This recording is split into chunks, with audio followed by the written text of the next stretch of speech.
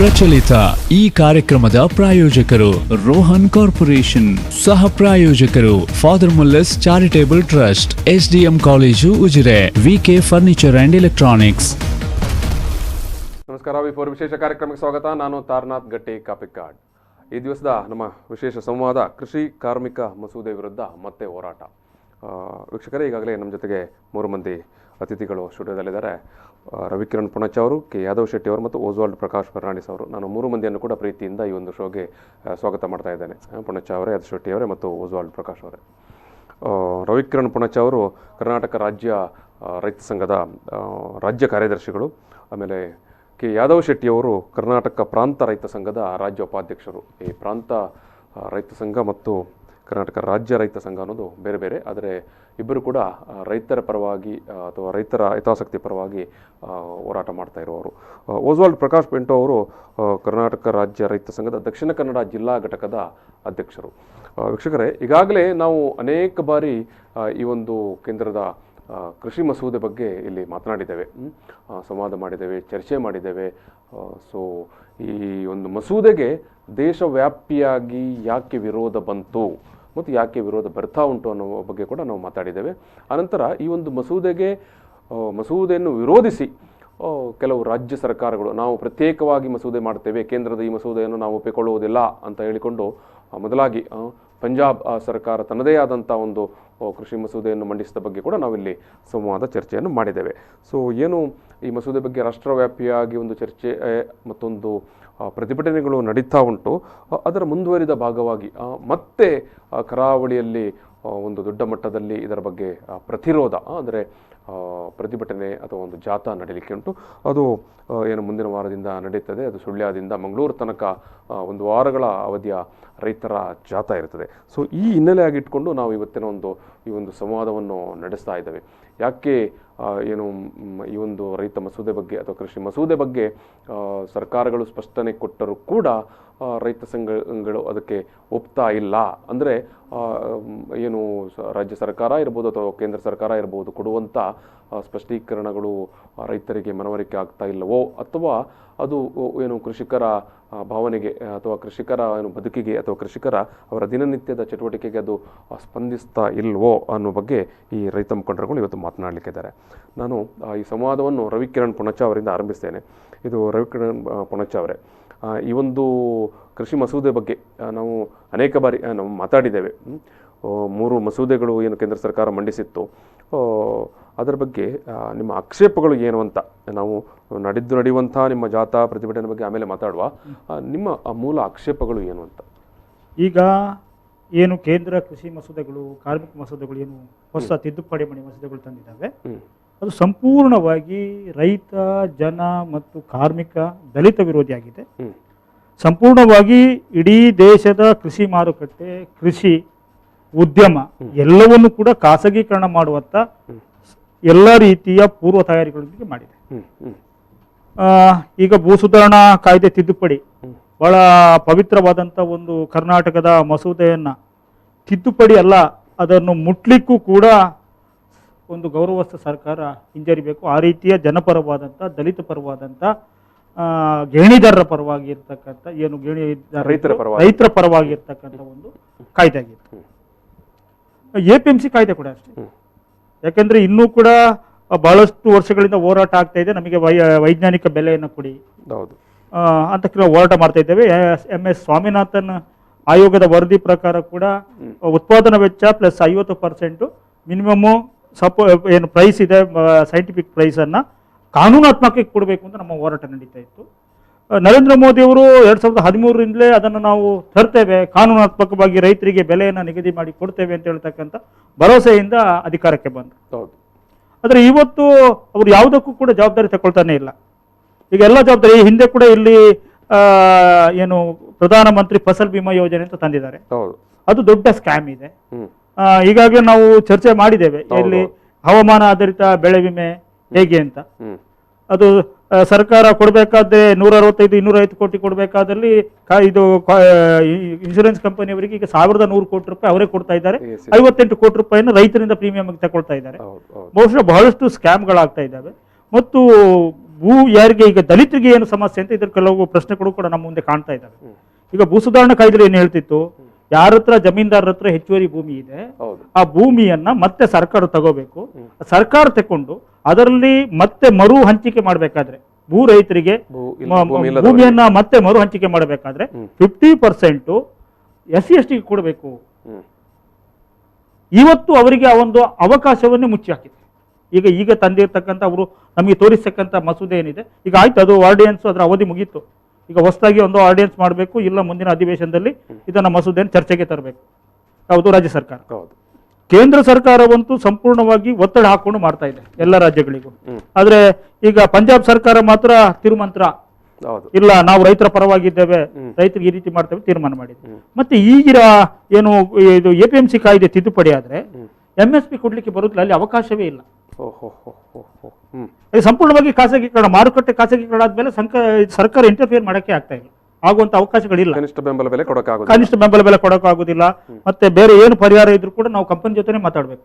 ಪ್ರಾಕೃತಿಕ ವಿಕೋಪ ಆಗ್ಲಿ ಅಥವಾ ಬೆಳೆ ನಷ್ಟ ಆಗ್ಲಿ, ನಮಗೆ ಅತಿವೃಷ್ಟಿ ಆಗ್ಲಿ ಅನಾವೃಷ್ಟಿ ಆಗ್ಲಿ, ನಮ್ದು ಏನಿದ್ರು ಅಗ್ರಿಮೆಂಟ್ ಇರ್ತಕ್ಕಂಥ ಕಂಪನಿ ಜೊತೆ ಸರ್ಕಾರ ತನ್ನ ಸಂಪೂರ್ಣ ಜವಾಬ್ದಾರಿಯನ್ನ ದೊಡ್ಡ ಕೃಷಿ ಕ್ಷೇತ್ರವನ್ನ ತನ್ನ ಹೆಗಲಿಂದ ಜಾರಿಸ್ತಕ್ಕಂಥ ಕೆಲಸವನ್ನ ಈ ಕಾಯ್ದೆ ಮಾಡ್ತಾ ಇದೆ, ಅದನ್ನು ವಿರೋಧ ಮಾಡ್ತಾ ಇದೆ. ಓಕೆ, ಇದು ಯಾದವ್ ಶೆಟ್ಟಿ ಅವರೇ, ಯಾವ ಕಾರಣಕ್ಕಾಗಿ ನಿಮ್ಮ ವಿರೋಧ ಅಂತ?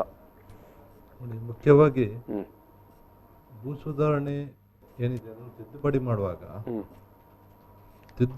ಮಾಡಿದಂಥ ಸರ್ಕಾರ ಆಗಲಿ ಅಥವಾ ಪ್ರಮುಖವಾಗಿ ನಾನು ನೇರವಾಗಿ ಹೇಳಿದ್ರೆ BJP ಆಗಲಿ, BJP ಪಕ್ಷದವರಾಗಲಿ, ಮುಖಂಡರಾಗಲಿ ಯಾರು ಕೂಡ ಭೂ ಸುಧಾರಣೆ ಜಾರಿ ಆಗಬೇಕೆಂದು ಹೋರಾಟ ಮಾಡಿದವರಲ್ಲ,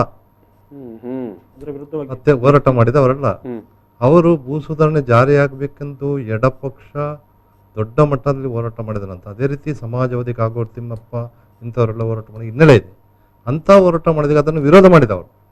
ಅವರಿಗೆ ಭೂ ಸುಧಾರಣೆ ಫಲಾನುಭವಿಗಳ ಬಗ್ಗೆ ಗೊತ್ತೇ ಇಲ್ಲ ಮತ್ತು ಅವರ ಬಗ್ಗೆ ಕಾಳಜಿ ಕೂಡ ಇಲ್ಲ. ನಾವು ಹೇಳುವಂಥದ್ದು ಈ ಭೂ ಸುಧಾರಣೆ ತಿದ್ದುಪಡಿ ಮಾಡುವಾಗ ಹಿಂದಿನ ಅನುಭವಗಳೇನು, ಈ ಹಿಂದೆ ಕೂಡ ಕಂಪನಿಗಳು ರಾಷ್ಟ್ರೀಯ ಹೆದ್ದಾರಿ ಅನೇಕ ಕಂಪನಿಗಳ ಹೆಸರಿನಲ್ಲಿ ಲಕ್ಷಾಂತರ ಭೂಮಿಯನ್ನು ತೆಗೆದಿದೆ.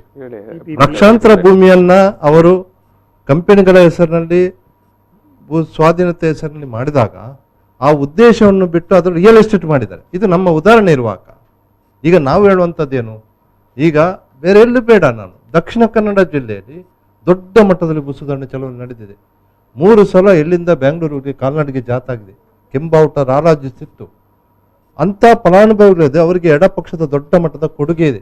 ದೇವರಾಜ ಅರಸು ಕಾನೂನು ತಂದಿರಬಹುದು, ದೇವರಾಜ ಅರಸು ಕಾನೂನು ತಂದಿದ್ದಾರೆ, ಒಳ್ಳೆ ಕೆಲಸ ಮಾಡಿದ್ದಾರೆ, ಭಾಳ ಒಳ್ಳೆ ವೈಜ್ಞಾನಿಕವಾಗಿ ಬಹಳಷ್ಟು ಅದರಿಂದ ಆ ಕಾನೂನಿಂದ ಲಕ್ಷಾಂತರ ಜನಕ್ಕೆ ಪ್ರಯೋಜನ ಆಗಿದೆ. ಈಗ ಇವರಿಗೆ ಅಂಥ ಫಲಾನುಭವಿಗಳ ಬಗ್ಗೆ ಕಾಳಜಿ ಇಲ್ಲ. ಆದ್ದರಿಂದ ಈ ಭೂ ಸುಧಾರಣೆ ತಿದ್ದುಪಡಿ ಇದು ಕಂಪನಿಗಳೇ ಲಾಭ ಆಗ್ತದೆ, ಬಂಡವಾಳಶಾಹಿಗಳಿಗೆ ಭಾಗ ಆಗ್ತದೆ. ಶಿಕಾರಿಪುರದಿಂದ ಬೆಂಗಳೂರಿನಲ್ಲಿ 18,000 ಕೇಸುಗಳಿವೆ. ಆ ಕೇಸುಗಳು ಯಾರ ಹತ್ರ ಯಾರಿಗಿದೆ?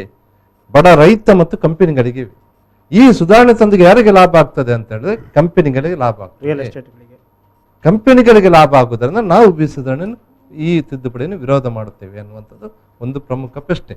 ಇನ್ನೊಂದು ನಾನು ಹೇಳೋದು ವಿದ್ಯುತ್ ಕಾಯ್ದೆ. ಈಗ ನೋಡಿ, ಕೇಂದ್ರ ಸರ್ಕಾರ ಪೆಟ್ರೋಲ್ ಡೀಸೆಲ್ ಬಹಳಷ್ಟು ಏರಿಕೆ ಆಗಿದೆ, ವಿದ್ಯುತ್ ಅನ್ನು ಮೊನ್ನೆ ಏರಿಕೆ ಮಾಡಿದ್ರು. ಇದು ಈ ತಿದ್ದುಪಡಿ 2003 ವಿದ್ಯುತ್ 2020 ತಿದ್ದುಪಡಿ ಇನ್ನು ಮುಂದೆ 1 ಯೂನಿಟ್ಗೆ 7 ರೂಪಾಯಿ 8 ರೂಪಾಯಿ ಕ್ರಮೇಣ ಹೆಚ್ಚಾಗ್ತದೆ. ಯಾಕೆ ಹೆಚ್ಚಾಗ್ತದೆ? ಇವತ್ತು ವಿದ್ಯುತ್ ಕ್ಷೇತ್ರದಲ್ಲಿ 5 ಲಕ್ಷ ಕೋಟಿ ಸಂಪತ್ತಿದೆ. ಆ ಸಂಪತ್ತು ಕಣ್ಣು ಇದೆ. 20 ಲಕ್ಷ ಕೋಟಿ ನರೇಂದ್ರ ಮೋದಿಯ ಪ್ಯಾಕೇಜಿನಲ್ಲಿ 1.5 ಲಕ್ಷ ಕೋಟಿ ಗೌತಮ್ ಅದಾನಿ ವಿದ್ಯುತ್ ಕಂಪನಿ ಕೊಟ್ಟಿದ್ದಾರೆ. ಈ ಗೌತಮ್ ಅದಾನಿ ವಿದ್ಯುತ್ ಕಂಪನಿ ಕೊಟ್ಟಿದ್ದಾರೆ. ಈಗ ಮುಖ್ಯ ಇರುವುದೇನು? ವಿದ್ಯುತ್ ಕ್ಷೇತ್ರ ಏನು? ಈ ದೇಶದ ಸ್ವಾತಂತ್ರ್ಯದ ಬಹಳಷ್ಟು ನಾವು ಪ್ರಗತಿಯಾಗಿದ್ದೇವೆ. ದೇಶದಾದ್ಯಂತ 97% ಗ್ರಾಮಗಳಿಗೆ ವಿದ್ಯುತ್ ಪ್ರಸರಣ ಆಗಿದೆ. ಇವತ್ತು ಇವರು ಈ ವಿದ್ಯುತ್ ಕಂಪನಿ ಖಾಸಗಿ ಮಾಡಿದ ನಂತರ 1.37 ಲಕ್ಷ ಕೋಟಿ ರೂಪಾಯಿ ವಿದ್ಯುತ್ ಕಂಪನಿಗಳು ಸಾಲ ಇಟ್ಟಿವೆ, ಬಾಕಿ ಇಟ್ಟಿವೆ. ಇದೇ ಅವ್ರದ್ದು ಕೊಡುಗೆ. ಈಗ ತಮಿಳುನಾಡಿನಲ್ಲಿ ಇದೇ ಅದಾನಿ ಕಂಪನಿಯವರ ವಿದ್ಯುತ್ಗೆ 7 ರೂಪಾಯಿಯಿಂದ ಅವರು ವಿತರಿಸ್ತಾರೆ. ಈ ಅನೇಕ ವರ್ಷಗಳಿಂದ ಜಾಗತೀಕರಣ ಉದಾರೀಕರಣ ನಂತರ ವಿದ್ಯುತ್ಕರಣ ಖಾಸಗೀಕರಣ ಮಾಡುವ ಮುಖಾಂತರ, ಖಾಸಗಿ ಕಂಪನಿಯನ್ನು ಇಲ್ಲಿ ಕರೆಸುವ ಮುಖಾಂತರ ಇಲ್ಲಿಯ ಎಷ್ಟು ಬ್ಯಾಂಕುಗಳಿಗೆ ಲೂಟಿ ಮಾಡಿದ್ದಾರೆ, ಮೋಸ ಮಾಡಿದ್ದಾರೆ, ಎಷ್ಟು ಕೋಟಿ ರೂಪಾಯಿ ಅವರು ಮೋಸ ಮಾಡಿದ್ದಾರೆ ಅನ್ನೋದನ್ನು ಸತ್ಯ ತಿಳ್ಕೊಳ್ಬೇಕು. ಆದ್ದರಿಂದ ಈ ತಿದ್ದುಪಡಿ ಎಲ್ಲವೂ ಕೂಡ ಒಂದು ಕಡೆ ಅವರು ಹೇಳಿದಂತೆ ಭೂಮಿ ಕೊಡುವುದು, ಇನ್ನೊಂದು ಕಡೆ ವಿದ್ಯುತ್ ಕಂಪನಿ ಮಾಡಲಿಕ್ಕೆ ನಡೆಸೋದು, ಇನ್ನೊಂದು ಕಡೆ APMC ರೈತರ ಉತ್ಪನ್ನಗಳಿಗೆ ಇದು ಮಾಡೋದು, ಎಲ್ಲ ಕೂಡ ಓಕೆ ಓಕೆ ಓಕೆ ಎಲ್ಲವೂ ಕೂಡ ಗೊತ್ತಾಯ್ತು ಇದು ನಾನು ಅದಾನಿ ಅಂಬಾನಿಗೆ ಲಾಭ ಆಗುವಂತ ಕಾನೂನುಗಳು, ತಿದ್ದುಪಡಿಗಳು, ಸುಗ್ರೀವಾಜ್ಞೆ. ಪ್ರಕಾಶ್ ಫರ್ನಾಂಡಿಸ್ ಅವರೇ, ಯಾಕೆ ನಿಮ್ಮ ಏನು ಮೂಲ ವಿರೋಧ ಯಾಕೆ ಅಂತ ಈ ಒಂದು ಕೃಷಿ ಮಸೂದೆ ಬಗ್ಗೆ? ನೋಡಿ ಸರ್, ಇದು ಏನು ಇವತ್ತು ಒಂದು ನಾಗರಿಕರು, ಈ ದೇಶದ 135 ಕೋಟಿ ಜನರು ಆಯ್ಕೆ ಮಾಡಿ ಕಳಿಸಿದಂಥ ಸರ್ಕಾರ ಇವತ್ತು ಬಹುಮತದಲ್ಲಿದ್ದಾರೆ. ಇವರು 2 ಕಡೆ ಬಹುಮತದಲ್ಲಿದ್ದಾರೆ, ರಾಜ್ಯದಲ್ಲಿ, ಕೇಂದ್ರದಲ್ಲಿ. ಅಲ್ಲಿ ರಾಜ್ಯಸಭೆಯಲ್ಲೂ ಬಹುಮತ ಇದೆ, ಸಂಸದಲ್ಲಿ ಬಹುಮತ ಇದೆ. ಇವತ್ತು ಇಲ್ಲಿ ರಾಜ್ಯದಲ್ಲಿ ಇವರಿಗೆ ವಿಧಾನ ಪರಿಷತ್ತಲ್ಲಿ ಬಹುಮತ ಇಲ್ಲದೆ ಕೆಲವು ಕಾಯ್ದೆಗಳನ್ನು ತಿದ್ದುಪಡಿ ಮಾಡಿದ್ದನ್ನು ಅಲ್ಲಿ ಬಿದ್ದೋಗಿದೆ. ಇವತ್ತು ನಾನೊಂದು ಮಾತು ಹೇಳ್ತೇನೆ, ಈ ದೇಶದ ಪ್ರಧಾನಮಂತ್ರಿಯವರಿಗೆ ಮತ್ತು ಮುಖ್ಯಮಂತ್ರಿಯವರಿಗೆ ಒಂದು ಕೇಳಲಿಕ್ಕೆ ಬಯಸ್ತೇನೆ. ಯಾಕೆಂದರೆ ಇವತ್ತು ಈ ಥರ COVID-19 ಈ ತುರ್ತು ಪರಿಸ್ಥಿತಿ ಸಂದರ್ಭದಲ್ಲಿ, ಒಂದು ಸಂದರ್ಭದಲ್ಲಿ ತುರ್ತು ಪರಿಸ್ಥಿತಿ ಈ ದೇಶದಲ್ಲಿ ಬಂದಿತ್ತು. ಆ ಸಂದರ್ಭದಲ್ಲಿ ಎಲ್ಲ ದೇಶದೆಲ್ಲ ಖಾಸಗಿ ಏನು ಇದ್ದವು, ಬಸ್ಗಳೇ ಆಗಿರ್ಬೋದು, ಬ್ಯಾಂಕ್ಗಳೇ ಆಗಿರ್ಬೋದು, ಏನು ಬಡವರ ಇದು ಏನೇನು ಇತ್ತು, ಆ ಸಂದರ್ಭದಲ್ಲಿ ಮೊನ್ನೆ ಇಂದಿರಾ ಗಾಂಧಿ ಅವರು ಅದನ್ನು ರಾತ್ರಿ ರಾಷ್ಟ್ರೀಕರಣ ಮಾಡಿದ್ರು, ರಾತ್ರಿ ಬೆಳಗಾವದೊಳಗೆ, ದಿನ ಬೆಳಗಾವದೊಳಗೆ. ಇವತ್ತೇನಾಗ್ತಾ ಇದೆ, ಇವತ್ತು ಹಂತ ಹಂತವಾಗಿ ಖಾಸಗೀಕರಣ ಆಗ್ತಾ ಇದೆ. ಇದು ನಾನು ಹೇಳ್ತೇನೆ, ಇದು ಒಂದು ವ್ಯತ್ಯಾಸ ನರೇಂದ್ರ ಮೋದಿ ಅವರಿಗೆ ಮತ್ತು ಇಂದಿರಾ ಗಾಂಧಿ ಅವರಿಗೆ ನಾನು ಹೇಳಿಕ್ಕೆ ಬಯಸ್ತೇನೆ, ಒಂದು ಇರುವಂಥ ವ್ಯತ್ಯಾಸ. ಒಂದು ವಿಚಾರ. ಇನ್ನೊಂದು ವಿಚಾರ, ನಾವು ಈಗ ನೋಡಿ, ಮುಖ್ಯಮಂತ್ರಿ ಅವರು APMC ಕಾಯ್ದೆ ತಿದ್ದುಪಡಿಯಿಂದ ಏನು ರೈತರಿಗೆ ಲಾಭ ಆಗುತ್ತೆ, ರೈತರ ಬೆಳೆಗಳನ್ನು ಮಾರಾಟ ಮಾಡಲಿಕ್ಕೆ ಬಹಳಷ್ಟು ಅವರಿಗೆ ವ್ಯವಸ್ಥೆ ಆಗುತ್ತೆ ಅಂತ ಹೇಳಿದ್ರು. ಮಧ್ಯವರ್ತಿಗಳ ಕಾಟದಿಂದ ಇವರಿಗೆ ಮುಕ್ತಿ ಸಿಗುತ್ತೆ ಅಂತ ಹೇಳಿದ್ರು. ಅದಕ್ಕೆ ಬೇಕಾಗಿ ಬೆಂಬಲ ಬೆಲೆಯನ್ನು ಘೋಷಣೆ ಮಾಡಿದ್ರು. ಇವತ್ತಿನವರೆಗೆ ಬೆಂಬಲ ಬೆಲೆಯಲ್ಲಿ ಎಲ್ಲಿ ಕೂಡ ಇವರು ಖರೀದಿ ಕೇಂದ್ರಗಳನ್ನು ತೆರೆಯಲಿಲ್ಲ. ಯಾಕೆಂದ್ರೆ ಉತ್ತರ ಕರ್ನಾಟಕ ಭಾಗದಲ್ಲಿ ಇವತ್ತೇ ನಿನ್ನೆ ಮೊನ್ನೆ ಕಂಟಿನ್ಯೂ ಆಗಿ ಯಾವಾಗ ಇವರು ಇದು ಮಾಡಿದ್ದಾರೆ, ಏನು ಅನೌನ್ಸ್ ಮಾಡಿದ್ದಾರೆ, ಆವತ್ತಿಂದ ಇವತ್ತು ಕೂಡ ಪ್ರತಿಭಟನೆಯಲ್ಲಿ ರೈತರು ನಿರತರಾಗಿ ರಸ್ತೆಯಲ್ಲಿ ಬೀದಿಗಿಳಿದು ಹೋರಾಟ ಮಾಡಿ. ಖರೀದಿ ಕೇಂದ್ರ ಇನ್ನೂ ತೆರೆದಿಲ್ಲ. ಇವರು ಹೇಳ್ತಾರೆ COVID-19 ಏನು ಇದು ಬಂದಿದೆ, ನಮ್ಮಲ್ಲಿ ಖರೀದಿ ಮಾಡ್ಲಿಕ್ಕೆ ಹಣ ಇಲ್ಲ ಅಂತ ಹೇಳಿ ಭಿಕ್ಷೆ ಬೇಡಿ ಒಟ್ಟು ರೈತರ ಅತಂತ್ರ. ಓಕೆ ಓಕೆ ವೀಕ್ಷಕರಿಗೆ ಒಂದು ಸಣ್ಣ ಬ್ರೇಕ್ ತಗೊಳ್ತೇವೆ. ಬ್ರೇಕ್ ನಂತರ ಈ ಒಂದು ಕರಾವಳಿ ಭಾಗದಲ್ಲಿ ಮತ್ತೆ ರೈತರು, ಕಾರ್ಮಿಕರು ಈ ಒಂದು ಕೃಷಿ ಮಸೂದೆಯನ್ನು ವಿರೋಧಿಸಿ ನಡೆಸುವಂಥ ಪ್ರತಿಭಟನೆ ಇದೆ ಅಥವಾ ಬೃಹತ್ ಜಾಥಾ 1 ವಾರಗಳ ಕಾಲದ್ದು, ಈ ವಿಚಾರವಾಗಿ ಕೂಡ ನಾವು ಮಾತಾಡಲಿಕ್ಕೆ ಇದ್ದೇವೆ. ಈಗ ಒಂದು ಸಣ್ಣ ಬ್ರೇಕ್. ಪ್ರಚಲಿತ ಈ ಕಾರ್ಯಕ್ರಮದ ಪ್ರಾಯೋಜಕರು ರೋಹನ್ ಕಾರ್ಪೊರೇಷನ್, ಸಹ ಪ್ರಾಯೋಜಕರು father Muller's charitable trust, SDM college Ujire, VK furniture and electronics. ಕೃಷಿ ಕಾರ್ಮಿಕರ ಏನು ಒಂದು ಬೃಹತ್ ಜಾಥಾ ಕರಾವಳಿಯಲ್ಲಿ ನಡೆಯಲಿಕ್ಕೆ ಸಿದ್ಧ ಆಗ್ತಾ ಉಂಟು. ಯಾಕಂದರೆ ಕೃಷಿ ಮಸೂದೆ ಬಗ್ಗೆ ಒಂದು ರೈತ ಸಂಘಗಳ ಅಥವಾ ಕಾರ್ಮಿಕರ ಅಥವಾ ದಲಿತರ ಬಹುದೊಡ್ಡ ಆಕ್ರೋಶ ಈಗಾಗಲೇ ದೇಶವ್ಯಾಪಿಯಾಗಿ ನಡೀತಾ ಉಂಟು. ಅದರ ಮುಂದುವರಿದ ಭಾಗವಾಗಿ ಕರಾವಳಿಯಲ್ಲಿ ಕೂಡ ಈ ಒಂದು ಏನು ರೈತರು, ಕಾರ್ಮಿಕರು, ದಲಿತ ಸಂಘಟನೆಗಳು ಬಹುದೊಡ್ಡ ಜಾಥಾವನ್ನು ಮುಂದಿನ 18ನೇ ತಾರೀಕಿಂದ ಆರಂಭಿಸ್ತಾ ಇದ್ದಾವೆ. ಅದು ಸುಳ್ಯದಿಂದ ಆರಂಭವಾಗಿ ಮಂಗಳೂರು ತನಕ ಪ್ರತಿ ದಿವಸ ನಡೆಯುವಂಥದ್ದು. ಈ ಜಾಥಾದ ಹಿನ್ನೆಲೆಯಲ್ಲಿ, ಈ ಪ್ರತಿಭಟನೆಯ ಈ ಹೋರಾಟದ ಹಿನ್ನೆಲೆಯಲ್ಲಿ ಇವತ್ತು ನಾವೊಂದು ಸಂವಾದವನ್ನು ನಡೆಸ್ತಾ ಇದ್ದೇವೆ. ಯಾಕೆ ಕೃಷಿ ಮಸೂದೆ ಬಗ್ಗೆ ಅಥವಾ ಕಾರ್ಮಿಕ ಮಸೂದೆ ಬಗ್ಗೆ ರೈತರ, ಕಾರ್ಮಿಕರ ಪ್ರತಿರೋಧ ಅನ್ನೋದು, ಈ ವಿಚಾರವಾಗಿ ನಮ್ಮ ಜೊತೆಗೆ ಮಾತನಾಡ್ತಾ ರವಿಕಿರಣ್ ಪುಣಚ ಅವರು, ರಾಜ್ಯ ಕಾರ್ಯದರ್ಶಿಗಳು, ಕರ್ನಾಟಕ ರಾಜ್ಯ ರೈತ ಸಂಘ, ಕೆ ಯಾದವ್ ಶೆಟ್ಟಿ ಅವರು, ರಾಜ್ಯ ಉಪಾಧ್ಯಕ್ಷರು, ಕರ್ನಾಟಕ ಪ್ರಾಂತ ರೈತ ಸಂಘ, ಮತ್ತು ಒಸ್ವಾಲ್ಡ್ ಪ್ರಕಾಶ್ ಫರ್ನಾಂಡಿಸ್ ಅವರು, ದಕ್ಷಿಣ ಕನ್ನಡ ಜಿಲ್ಲಾ ಅಧ್ಯಕ್ಷರು, ಕರ್ನಾಟಕ ರಾಜ್ಯ ರೈತ ಸಂಘ.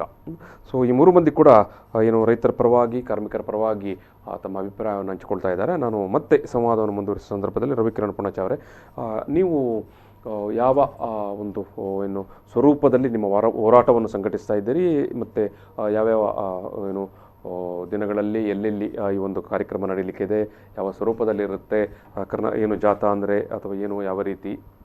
ಈಗ ಕಳೆದ ತಿಂಗಳಿಂದ ನಾವು ಹೋರಾಟ ಮಾಡ್ತಾ ಇದ್ದೇವೆ. ಹೌದು. ಯಾವುದೇ ನಾಗರಿಕ ಸರ್ಕಾರ ಯಾಕೆ ಇಷ್ಟು ಪ್ರತಿರೋಧ ಬರ್ತಾ ಇದೆ, ಇದರಲ್ಲಿ ಏನು ತಪ್ಪಾಗಿದೆ, ಅದನ್ನು ತಿಳ್ಕೊಳ್ಬೇಕು ಅಂತ ಹೇಳ್ತಕ್ಕಂಥ ಕನಿಷ್ಠ ಜ್ಞಾನ ಆದರೂ ಇರಬೇಕಾಗಿತ್ತು ನಾಗರಿಕ ಸರ್ಕಾರಕ್ಕೆ. ಹೌದು. ಬಹುಶಃ ಇದು ನಾಗರಿಕ ಸರ್ಕಾರಗಳಲ್ಲ, ಎರಡು ಕೂಡ ಅನಾಗರಿಕ ಸರ್ಕಾರಗಳು. ನಾವು ಈಗ ಮತ್ತೆ ಜಿಲ್ಲಾಧಿಕಾರಿ ಕಚೇರಿ ಮುಂದೆ ಹೋಗಿ ಪ್ರತಿಭಟನೆ ಮಾಡಿ ಅವರಿಗೆ ಒತ್ತಾಯ ಪತ್ರ ಕೊಟ್ಟು ಅದನ್ನು ಮುಖ್ಯಮಂತ್ರಿಗೋ ಪ್ರಧಾನಮಂತ್ರಿ ತಲುಪಿಸೋದಕ್ಕಿಂತ ಈ ದೇಶದ ಪ್ರಭುಗಳು ಯಾರು, ಈ ನಾಡಿನ ಜನತೆ ಯಾರಿದ್ದಾರೆ, ಅವ್ರ ಮುಂದೆ ಈ ವಿಚಾರವನ್ನು ಹಂಚಿಕೊಳ್ಬೇಕು ಅಂತ ತೀರ್ಮಾನ ಮಾಡಿ ಕಡಖಂಡಿತವಾಗಿ ಒತ್ತಾಯ ಪತ್ರ ಕೊಡೋದಿಲ್ಲ, ಯಾರನ್ನು ಭೇಟಿ ಮಾಡೋದಿಲ್ಲ, ನಾವು ಜನರ ಹತ್ರ ಹೋಗ್ತೀವಿ. ಇವರಿಗೆ ಜನತೆ ಪಾಠ ಕಲಿಸಬೇಕಾಗ್ತದೆ. ಆ ಪಾಠ ಕಲಿಸ್ಲಿಕ್ಕೆ ಇರುವಂಥ ತೀರ್ಮಾನವನ್ನು ಮಾಡಿದ್ದೇವೆ. ಈಗ ಮುಂದಿನ ದಿನಗಳಲ್ಲಿ ಇದೆ ಗ್ರಾಮ ಪಂಚಾಯತ್ ಚುನಾವಣೆ.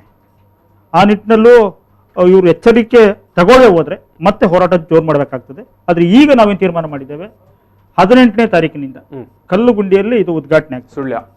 ಸುಳ್ಯ ತಾಲೂಕಿನ ಕಲ್ಲುಗುಂಡಿಯಲ್ಲಿ ಉದ್ಘಾಟನೆ ಆಗ್ತದೆ. ಉದ್ಘಾಟಕರಾಗಿ ಮಾಜಿ ವಿಧಾನ ಪರಿಷತ್ ಸದಸ್ಯರು ಶ್ರೀ ಅಣ್ಣ ವಿನಯ್ ಚಂದ್ರ ಅವರು ಉದ್ಘಾಟನಾ ಭಾಷಣವನ್ನು ಮಾಡಲಿಕ್ಕಿದ್ದಾರೆ. ಅವರೀಗ ನಿಮ್ಮ ಜೊತೆಗಿದ್ದಾರಾ? ಅವರು ಈಗ ಯಾವುದೇ ರಾಜಕೀಯ ಪಕ್ಷದಲ್ಲಿ ಇಲ್ಲ. ಮೊದಲು ಬಿಜೆಪಿಯಲ್ಲಿ ಇದ್ರು, ಈಗ ಯಾವುದೇ ರಾಜಕೀಯ ಪಕ್ಷದಲ್ಲಿ ಇಲ್ಲ. ಮತ್ತು ಅವರು ಭಾರತೀಯ ಕಿಸಾನ್ ಸಂಘದಲ್ಲಿ ರಾಜ್ಯ ಪ್ರಧಾನ ಕಾರ್ಯದರ್ಶಿಯಾಗಿ ರೈತರ ಪರವಾಗಿ ಧ್ವನಿ ಎತ್ತಿರ್ತಕ್ಕಂಥ ವ್ಯಕ್ತಿ. ಆ ನಿಟ್ಟಿನಲ್ಲಿ ಅವರನ್ನು ನಾವು ಉದ್ಘಾಟನೆಗೆ ಕರೆದಿದ್ದೇವೆ. ಯಾವ ಕಿಸಾನ್ ಸಂಘ ಹೇಳಿದ್ರೆ? Bharatiya Kisan Sangh, it's affiliated to RSS. Okay, ಅವರು ಕೂಡ ಈಗ ಈ ಕೃಷಿ ಮಸೂದೆಗೆ ವಿರೋಧ ವ್ಯಕ್ತಪಡಿಸಿದ್ದಾರೆ. ಈಗ ಭಾರತೀಯ ಕಿಸಾನ್ ಸಂಘ ರಾಜ್ಯ ಮಟ್ಟದಲ್ಲೂ ಕೂಡ ಇದಕ್ಕೆ ವಿರೋಧವನ್ನು ವ್ಯಕ್ತಪಡಿಸಿದೆ. ಆದರೆ RSS ನ ಒಂದು ಅಂಗಸಂಸ್ಥೆ. ಈಗ ನಾನು ಕೂಡ ಬೇಸಿಕ್ RSS ನನಗೇನು ಹೇಳಿಕೊಟ್ಟಿದೆ, ದೇಶವನ್ನು ರಕ್ಷಣೆ ಮಾಡೋದಕ್ಕೆ ತೀರ್ಮಾನಕ್ಕೆ ಯಾರು ಇದು ಮಾಡಿದ್ರು ಕೂಡ ನೀವು ಅದಕ್ಕೆ ವಿರೋಧವಾಗಿ ಮಾತಾಡಬೇಕು ಅಂತ ಹೇಳ್ಕೊಟ್ಟಿದೆ. ರೈತ ಸಂಘಟನೆ ಏನು ಹೇಳಿದೆ, ರೈತರು, ದಲಿತರು ಮತ್ತು ಸಾಮಾನ್ಯ ಜನರ ಮೇಲೆ ಯಾವ ರೀತಿ ದಬ್ಬಾಳಿಕೆ ಆದ್ರೂ ಕೂಡ, ಅವರಿಗೆ ತೊಂದರೆ ಆದ್ರೂ ಕೂಡ ಧ್ವನಿ ಎತ್ತಬೇಕು ಅಂತ ಹೇಳ್ಕೊಟ್ಟಿದೆ. ಆ ಎರಡೂ ಸಂಘಟನೆಯ ಶಕ್ತಿಯಾಗಿ ನಾನು ಇವತ್ತೊಂದೆರಡು ಮಾತು ಮಾತಾಡಲಿಕ್ಕೆ ಅವಕಾಶ ಆಗಿದೆ. ಬಹುಶಃ ಈ ನಿಟ್ಟಿನಲ್ಲಿ ನಾವು 23 ಕಡೆಗಳಲ್ಲಿ ಬಹಿರಂಗ ಸಭೆಯನ್ನ ಮಾಡ್ತಾ ಇದ್ದೇವೆ. ದಕ್ಷಿಣ ಕನ್ನಡ ಜಿಲ್ಲೆಯ 8 ವಿಧಾನಸಭಾ ಕ್ಷೇತ್ರದ ತಾಲೂಕು ಮತ್ತು ಹೋಬಳಿ ಕೇಂದ್ರ ಮತ್ತೊಂದು 3-4 ಗ್ರಾಮ ಸೇರ್ತಕ್ಕಂಥ ಜಾಗದಲ್ಲಿ 1 ಗಂಟೆಗಳ ಕಾಲ ಏನು ಕೃಷಿ ಮಸೂದೆಗಳು, ಕಾರ್ಮಿಕ ಮಸೂದೆಗಳು, ವಿದ್ಯುತ್ ಖಾಸಗೀಕರಣ, ಏನೆಲ್ಲ ಈಗ ತಿದ್ದುಪಡಿ ಮಾಡಿದ್ದಾರೆ, ಕಾಂಟ್ರಾಕ್ಟ್ ಫಾರ್ಮಿಂಗ್ ಇರ್ಬೋದು, ಇದರಲ್ಲಿ ಏನು ನಮಗೆ ತೊಂದರೆ ಆಗ್ತದೆ ಅದನ್ನ ಜನರಿಗೆ ಮನದಟ್ಟು ಮಾಡ್ತಕ್ಕಂಥ ಕೆಲಸವನ್ನ ಮಾಡ್ತಾ ಇದ್ದೇವೆ. ಮತ್ತು ಈ ಚಳುವಳಿಯನ್ನು ನಾವು ನಮ್ಮ ಸಂಘದ ಬಾವುಟ ಇರಲಿ ಅಥವಾ ಇನ್ನಿತರ ಯಾವುದು ಬರ್ತದೆ, ಭಾರತ ದೇಶದ ಬಾವುಟದ ಅಡಿಯಲ್ಲಿ ಕಾರ್ಯಕ್ರಮವನ್ನ ಮಾಡ್ತಾ ಇದ್ದೇವೆ, ಜಾಥಾವನ್ನ ಮಾಡ್ತಾ ಇದ್ದೇವೆ. ಅಖಿಲ ಭಾರತ ರೈತ ಸಂಘರ್ಷ ಸಮನ್ವಯ ಸಮಿತಿ ಅಂತ ಇದೆ. ಹೌದು, ಈಗ ಅದು ನಿರಂತರ ಹೋರಾಟ ಅಲ್ಲಿಂದ ಪ್ರಾರಂಭ ಆಯಿತು. ಕಳೆದ ಬಾರಿ ಕೂಡ ಭೂ ಸ್ವಾಧೀನ ಕಾಯ್ದೆ ಏನು ತಿದ್ದುಪಡಿ ಮಾಡಿ ಆರ್ಡಿನೆನ್ಸ್ ತಂದಾಗ ಕೂಡ ದೊಡ್ಡ ಮಟ್ಟದ ಹೋರಾಟವನ್ನ ಕೊಟ್ಟಿದೆ. ಆ ಸುಗ್ರೀವಾಜ್ಞೆಯನ್ನ ಕೇಂದ್ರ ಸರ್ಕಾರ ವಾಪಸ್ ತಗೊಂಡಿತ್ತು. ಅದರ ಜೊತೆ ನಾವು ಈ ಕೆಲಸ ಮಾಡ್ತಾ ಇದ್ದೇವೆ. ಇಲ್ಲಿ ದಕ್ಷಿಣ ಕನ್ನಡ ಜಿಲ್ಲೆಯಲ್ಲಿ ರೈತ, ದಲಿತ, ಕಾರ್ಮಿಕ ಮತ್ತು ಜನಪರ ಚಳವಳಿಗಳ ಒಕ್ಕೂಟ ಒಂದು ರಚನೆ ಮಾಡಿಕೊಂಡು ಆ ಮೂಲಕ ಈ ಕಾರ್ಯಕ್ರಮವನ್ನ ಮಾಡ್ತಾ ಇದ್ದೇವೆ. ಇದು ಕಲ್ಲುಗುಂಡಿಯಿಂದ ಮತ್ತೆ ಸುಳ್ಯ, ಜಾಲ್ಸೂರು, ಬೆಳ್ಳಾರೆ, ಅದೇ ರೀತಿ ಕುಂಬ್ರ, ಮರುದಿವಸ ಪುತ್ತೂರು, ಉಪ್ಪಿನಂಗಡಿ, ಕಡಬ, ನೆಲ್ಯಾಡಿ, ಕೊಕ್ಕಡ, ಬೆಳ್ತಂಗಡಿ, ಅಳದಂಗಡಿ, ಮೊಡಂತಿಯಾರು, ವೇಳೂರು ಜಂಕ್ಷನು, ಮೂಡುಬಿದ್ರೆ, ಹಿನ್ನಿಗೋಳಿ, ಬಜಿಪ್ಪೆ, ಗುರುಪುರ, BC ರೋಡು, ವಿಟ್ಲ, ಸಾಲೆತ್ತೂರು, ಮುಡಿಪು, ತೊಕ್ಕೊಟ್ಟು, ಸುರತ್ಕಲ್. 22ನೇ ತಾರೀಕಿಗೆ ಸಂಜೆ ಸುರತ್ಕಲ್. 23ಕ್ಕೆ ನಮ್ಮ ಸಮಾರೋಪ ಸಮಾರಂಭವನ್ನ ಮಂಗಳೂರಿನ ಪುರಭವನದಲ್ಲಿ ಆಯೋಜನೆ ಮಾಡಿದ್ವಿ. ಇದಕ್ಕೆ ಮುಖ್ಯ ಭಾಷಣಕಾರರಾಗಿ ಈಗ ಈ ಕೋವಿಡ್ ಎಲ್ಲ ಇರುವ ಸಂದರ್ಭದಲ್ಲಿ ನಿಮಗೆ ಇದಕ್ಕೆಲ್ಲ ಅನುಮತಿ ಏನು? ಖಂಡಿತವಾಗಿಯೂ ನಾವು ಈ ಜಿಲ್ಲೆಯಲ್ಲಿ ದೊಡ್ಡ ಮಟ್ಟದ ಒಂದು ಸಮಾವೇಶ ಮಾಡಿ ಪ್ರತಿರೋಧ ಮಾಡಬೇಕು ಅಂತ ಎಲ್ಲರೂ ಬಯಸಿದ್ವಿ. ಆದ್ರೆ COVID-19 ಇದೆ.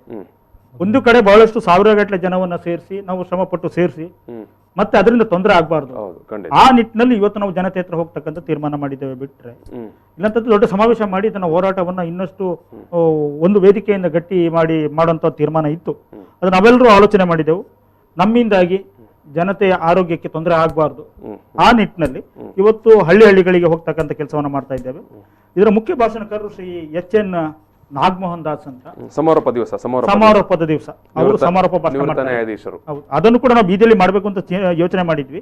ಆದ್ರೆ ಇಷ್ಟು ದೊಡ್ಡ ಒಂದು ವಾಹನ ಜಾಥಾ ಮತ್ತು ಬಹಿರಂಗ ಸಭೆಗಳು ನಡೆಸಿ ಈ ಜಿಲ್ಲೆಗೆ, ಜನತೆಗೆ, ಸರ್ಕಾರಕ್ಕೆ ಸ್ಪಷ್ಟವಾದಂತ ಒಂದು ಸಂದೇಶವನ್ನ ರವಾನೆ ಮಾಡಬೇಕಾಗಿದೆ. ಮತ್ತು ಯಾರು ಚಳವಳಿಕಾರರಿದ್ದಾರೆ ಆ ಚಳವಳಿಕಾರರು ಈ ವಿಚಾರವನ್ನು ಇನ್ನಷ್ಟು ಬಲಿಷ್ಠವಾಗಿ ಗಟ್ಟಿಯಾಗಿ ತಿಳ್ಕೊಳ್ಬೇಕಂತ ಅವಶ್ಯಕತೆ ಇದೆ.